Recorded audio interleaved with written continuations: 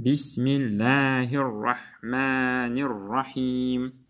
Иза. Мына жерде иза дегенде зыны саха қылып айтамыз. Екі тіл деп болған. Бір тіл екі тістің ортасында тұрады. Иза жаа. Мына жерде толқын тұрыс ғой, көріп тұрсыздар ма? Осы толқынды ұзақ созады деген мағынаны білдіреді. Жаа. Ұзақ созамыз. Жаа. Насруллахи вәл фәтх.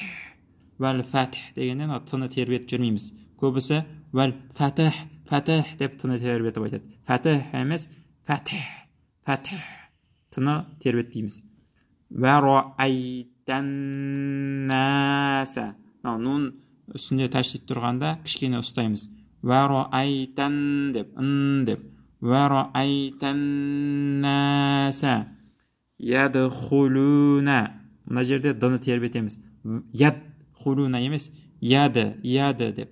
Ядхулуна. Және де мына жерде хыны қырнап айтамыз. Х деп.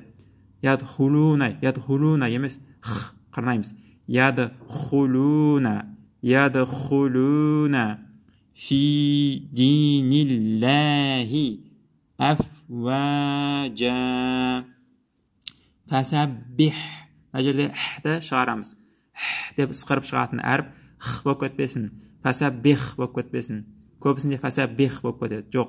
Фасаббих деп шығарамыз. Фасаббих бихамди роббика вастағфир. Мына жерде хны айтпай қалады көбісі. Деген кіндіктен шығатын әріп бар. Вастағфир ир деп шығу керек мына жерде. Вастағфир иннаху дегенде ынды ұстаймыз. Кішкене тәшдид тұр. Ин деп.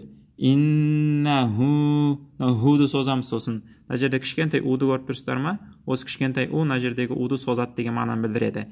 Иннаху кәна тәуаба. Садақаллахул азим.